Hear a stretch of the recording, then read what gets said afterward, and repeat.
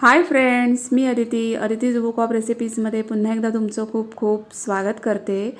आपण तांदळाच्या पिठाचे उकडीचे मोदक नेहमीच बनवतो, पण आजच्या व्हिडिओमध्ये मी तुम्हाला रव्याचे उकडीचे मोदक कसे बनवायचे ते दाखवलेलं आहे। अगदी सहज सोपी अशी रेसिपी आहे आणि खूप छान मऊ लुसलुशीत असे हे मोदक तयार होतात। कधी तांदळाचं पीठ नसेल तर त्यावेळी आयत्यावेळी आपण हे रव्याचे मोदक करू शकतो।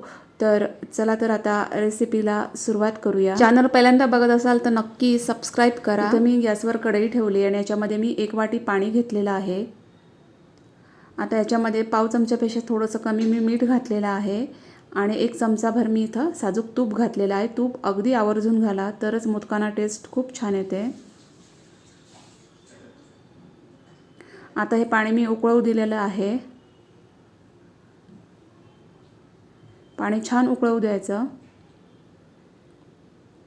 पाण्याला उकळ आली की मी इथं हा एकदम फाईन जो रवा मिळतो, चिरोटी रवा म्हणतात याला, 1 किंवा 0 नंबरचा रवा, तर तो रवा घातलेला आहे।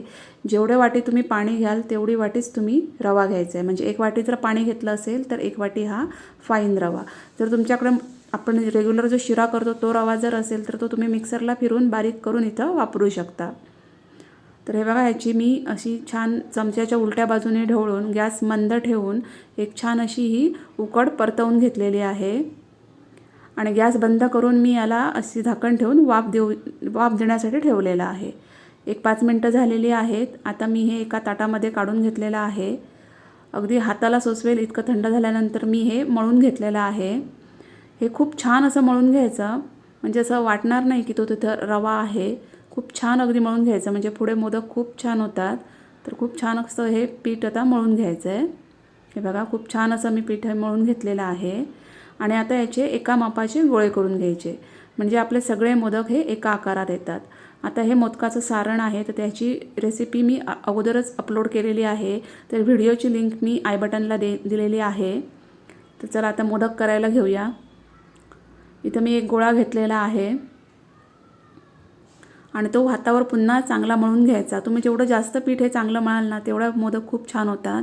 आणि दोन्ही अंगठे आतमध्ये ठेवून आणि बाहेरच्या बोटाने प्रेस करून मी ह्याची एक छान अशी वाटी करून घेतलेली आहे। मधला भाग थोडासा जाडसर राहिला तरी चालेल, पण ज्या साईडचा भाग जो आहे तो पूर्ण पातळ येईल याची काळजी घ्यायची। आणि हे बघा, व्यवस्थित अशी छान अशी वाटी करून घ्यायची, हळूहळू गोल गोल गोल गोल फिरवून।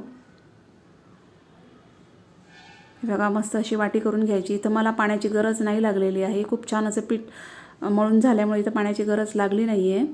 तर आता याच्यामध्ये सारण घालून घ्यायचं। खूप जास्त सारण नाही भरायचं आणि सारण थोडंसं आतमध्ये प्रेस करायचं। हे बघा, म्हणजे मोदक आपल्याला वळायला खूप छान मिळतो।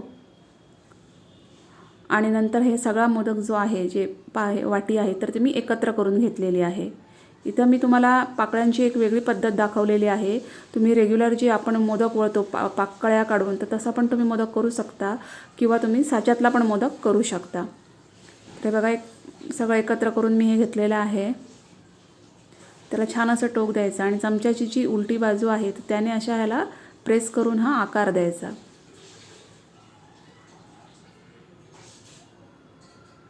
हे बघा, हळूहळू प्रेस करून याला हा इथं आकार द्यायचा।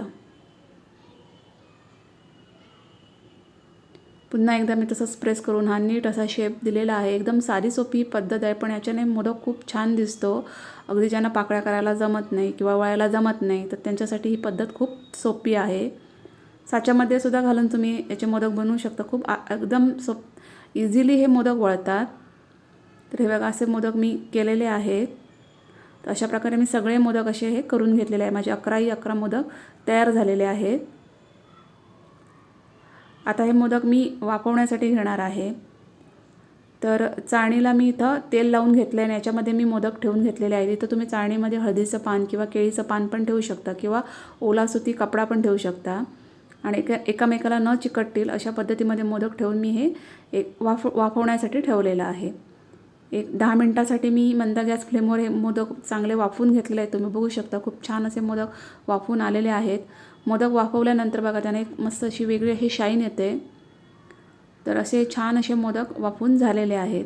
तर तुम्ही बघू शकता, खूप छान असे हे रव्याचे मोदक तयार झालेले आहेत। व्हिडिओ बघितल्याबद्दल धन्यवाद।